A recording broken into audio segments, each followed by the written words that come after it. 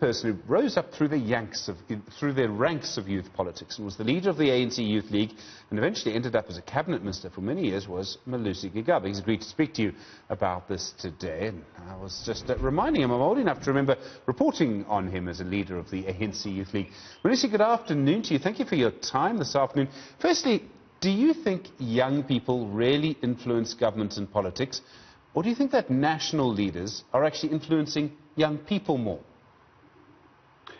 Good afternoon to you, Stephen, and to the viewers all over the country. Today is an important day. The country stands in salute to the youth of South Africa, particularly remembering the youth of 1976 and the role they played in bringing about massive change in our country and laying the ground for the changes, the mass uprisings which took place in the 1980s.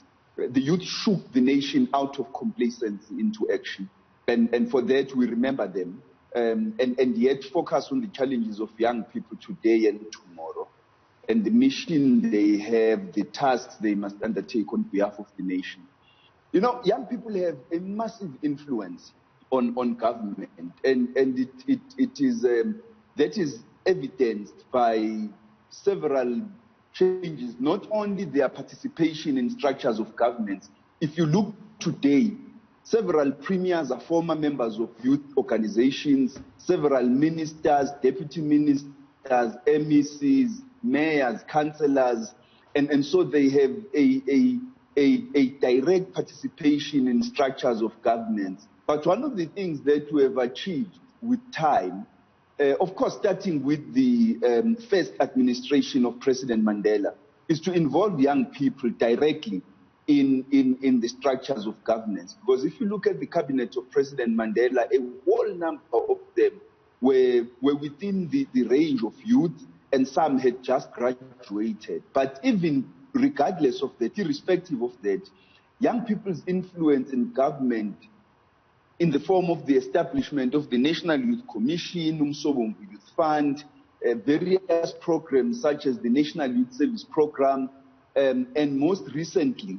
the fee-free higher education, has all of those have been as a result of the participation of young people. And if you look at even the institutions of learning, it's not only government where young people's influence is felt, it's also in institutions of learning, because the Fees Must Fall movement was not only about fee-free higher education at the level of government intervention, but it was also about changing the policies of their institutions. If you look at institutions like VETS and others, the children of workers in those institutions now are able to receive free education, and the workers themselves are also able to receive free higher education. So there is massive influence that young people have. I mean, you say that, but isn't the Fees Must Fall movement actually a consequence of the failure of those organizations and institutions that were supposed to hear the voice of young people? I mean, wasn't it a reaction to the fact that the mechanisms weren't working,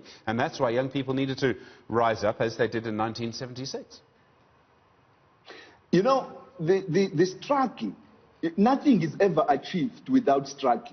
There is nothing that young people must expect to achieve without them standing up to intervene directly at various levels of decision making, so that they are able to influence policy changes and propel the struggle forward. All the changes that we want, including economic freedom in our lifetime, as they have set themselves that mission, all of it will be achieved through struggle. And so if young people say we want something and then they sit idly and expect that somebody else is going to do that for them, societies don't move in that way. If you look at the entire processes of history, massive changes in society are brought about not by people wearing suits and ties and nice outfits sitting in parliaments and other offices, but it's people on the streets. You can see the struggle against racism and how what started off as a protest in the US spread throughout the world. Okay, sure. Us of the persistent struggle against racism. So young people have got to continue struggling and being organized. Okay, I mean, I accept that, but you started off, I said, do young people influence government? And you said they did, and you named the institutions that they did it through. It would seem to me that perhaps, unfortunately, it's a failure of those institutions that we had to have something like the Fees Must Fall movement having protests. I mean, without protests, it wouldn't have changed, and we wouldn't have almost free higher education today. Well, it's not just failure. I mean, the point I'm trying to make is you don't have to look at that only as failure. You need to look at it.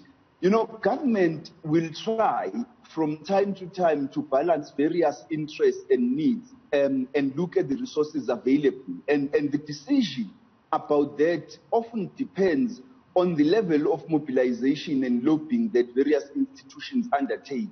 Sometimes it would be workers fighting for a living wage, fighting for a minimum wage. It would be students and young people fighting for free education. But all of that is meant to ensure that even though they are represented directly in these institutions of decision-making, but they still need to put up pressure. We said the same thing during negotiations, that even though we had our leaders sitting around the table with the former oppressors negotiating a future South Africa, but the outcome of the negotiations would not depend on the skill of the negotiators. It depended, most importantly, on the level of mobilization on the streets outside those negotiations for us. So young people have got to understand that too. Okay, I'm with you. When you're young and you're a political leader, so you were leader of the ANC Youth League, a perfect example, you actually have, you can actually say quite a lot of things. You have a constituency behind you, you have people who've elected you into office by acclamation in your case, if I recall correctly. There wasn't even a vote, I think. But when you go into cabinet or you go into parliament and you're now representing government, I would imagine you have to be a lot more careful. You can't sort of behave as you did in the Youth League, right? So my question really is, when people like yourself go into national government, is that quite a difficult transition? You actually have to be a lot more careful because you have a lot more responsibility in government. It's a difficult and complex transition at the level of what you have to do and the skills you now need to adapt to. But the preparation in the ANC Youth League is sufficient to prepare you and get you ready for that transition. And I think many of the people, both prior to our generation and as well as during our generation, and I see many behind our generation, are making the transition quite successfully. It's a difficult one, but you maintain your contact with the ANC Youth League. We would have spent many years, decades, in the ANC Youth League at various levels of the organization, assigned different responsibilities, not only serving the ANC Youth League, but also serving the South African Students Congress, the Congress of South African Students, the Young Christian Students Movement, and various others. So much as the transition is complex and quite intricate, but it becomes possible and easy because you're also still young, so you are quite adaptable. We have a very young population. We have a lot more young people than we have old people. But if you look at our cabinet, if you look at parliament, it can sometimes look the other way around. That we have quite a lot of older people in our politics. Is that a problem? I mean, there was a phrase in the ANC at one point, so it might be a little controversial, but I think it talks about what I'm talking about. Do we need more intergenerational mix in our leadership? Malusi Gigaba, are you still with us? Yeah. Oh boy. Okay, let me ask the question again. Do we need more of an intergenerational mix in our politics? Do we need more young leaders than we have at the moment? We do need, because the character, as you correctly say, the character of society is getting younger. More than 30% South Africans are below the ages of 30, if not 35. And it's anticipated that by 2050, more than half the population of Africa will be below the age of 35. And so you are already seeing that there needs to be more involvement of young people in decision making. Yet you know, the drive to involve more young people also needs to be balanced against the continued need to benefit and draw from the extensive reservoir of wisdom from the older generations.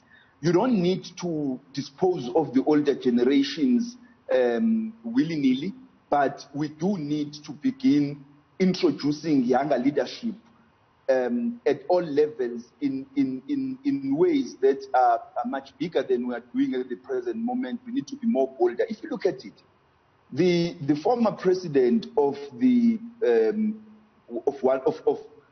most developed country in the world, the United States, is now 4 years into retirement and is only 58, more or less.